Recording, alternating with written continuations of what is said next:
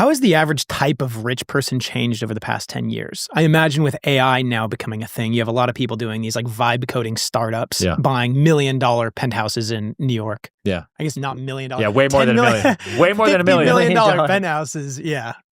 I'd say the wealthy have gotten younger, and the opportunity to make that kind of money has become somewhat, I used to think it was like a gamble, but now feels somewhat more like a meritocracy.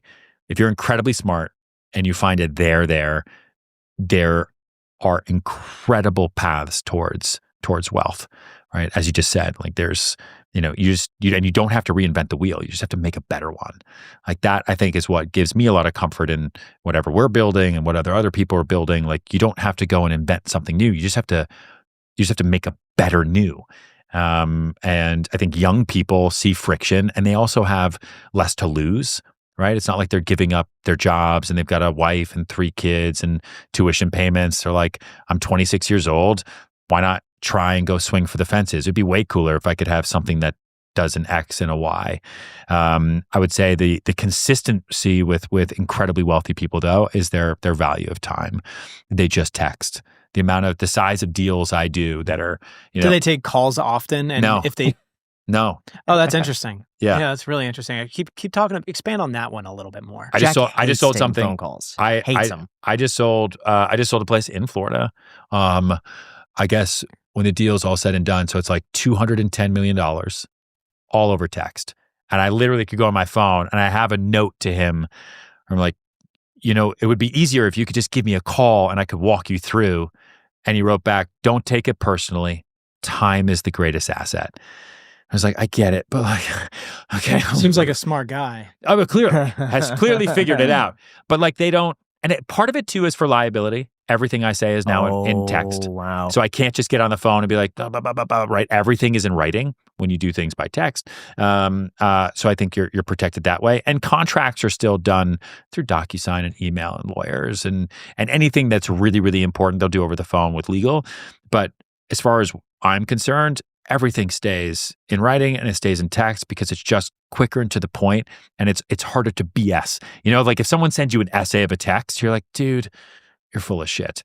If they just tell you what the facts are, you're like, I get it. On the phone, though, that could be phrased as, let me podcast you for a bit as to why you should buy this. And you're like, okay, don't convince me, just give me the facts. How often do you get fake buyers who pretend to want to buy like a $20 million place? All the time. All the time. It's a flex. It's always the guy who then brings a girl and he's looking at something for $40 million. And yeah, I'm going to wire you this. There's so much wire fraud, bank fraud. Like it's just gross. It's so annoying. We just had it. Yeah. We've had it multiple times this year. I think we've become much more adept of trying to smell things out. But con artists have become very, very capable. Like, especially with AI now, like the bank statements are amazing. They can get bankers on the phone, but it's just AI, like fake everything, and you just don't know. And then the money never hits, and it's just all what's bullshit. What's the point of doing that? And like getting to the very end, and then the money feel cool. Sometimes, what I used to think it was, especially when it's foreigners, is they take a contract and they sell it overseas. So they'll say, "Listen, I've got this $20 million place for $12 million. Give me 10,000, come in on it with me." And they'll use that contract to sell people, and they'll steal money from other unsuspecting individuals. A lot of times though, it's just someone who's crazy and they like to feel important. And so a real estate agent, if everything checks out, they call the banker, it's fake. There's wild stories. You go to dinner. I'll send you a car. Yeah, no problem. I'll put you up in my hotel. No problem. Your budget's $50 million. Oh, absolutely. Oh, your girlfriend's so beautiful. Yeah, I'm happy to give you my discount at the store. And they do that for a week, and then they just ghost. And they just do that city after city after city. Yeah. How do you? So they're a career fake buyer. There's career con artists. There's career assholes. There's career dirtbags. Yeah, of course. So, are you good at then reading these people out? You try. I mean, what are the signs you look for? Name dropping. They talk too much. Most of the time, they talk too much.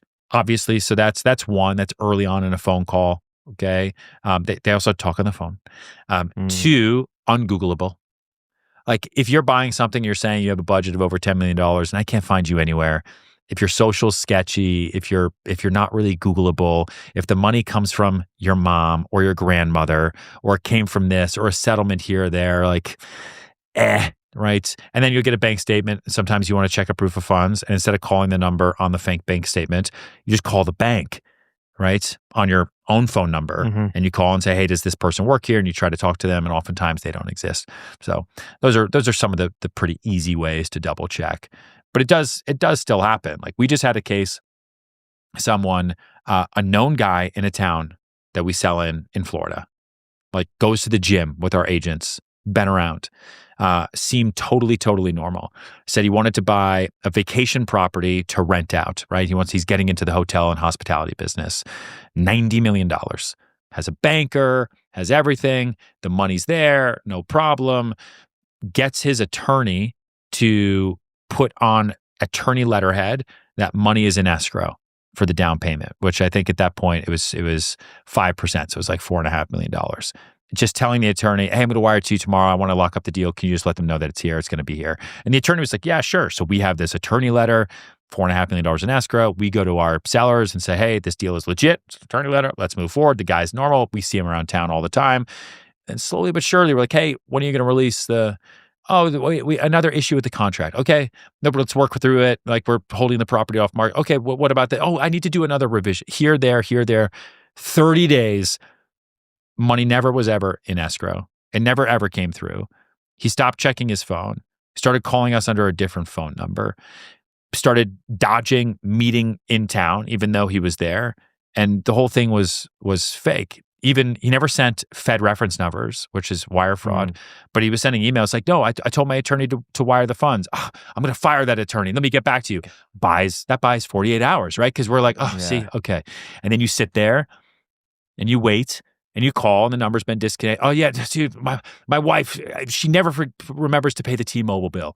And what do you do? Especially if it's a normal person you see in town all the time. You're like, I get it, but this is starting to get weird. I don't know. And then he shows up and he's in a Mercedes. And he's like, yeah, let's go do the inspection. Is it cool? You go to dinner and he's your client. So you're like, I guess I pay for it, but this is weird. Yeah. That just happened. $90 million. Completely fake. Is there going to be a lawsuit or anything? No. What would the lawsuit be over? Fraud or something? I don't know. But he never sent a Fed reference number. Yeah. You can't do that. And they're very, very, very smart about it. If you send a fake Fed reference number, you can be indicted for wire fraud. If you just are talking about, hey, yeah, I sent the money, I'm going to send it. Even if you send $1, like, what are you going to do? Sit in court for 3 years to talk about a guy that was just a dick? Like, sell it to somebody else. It is buyer and seller beware at the end of the day.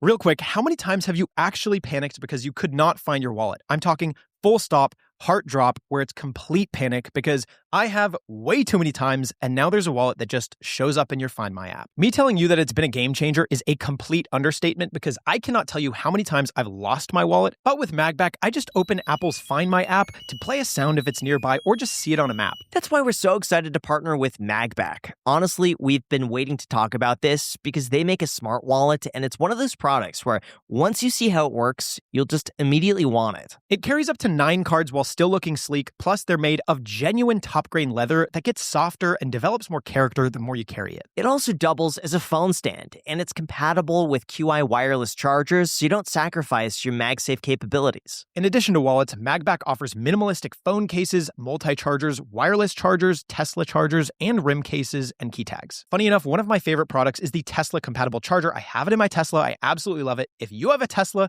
I highly recommend it. And you can get 15% off of any of these products using the code iced15 when you go to creators.magback.com/the-iced-coffee-hour. The link is also down below in the description. Once again, that is code iced15 for 15% off at creators.magback.com/iced-coffee-hour. Link down below in the description.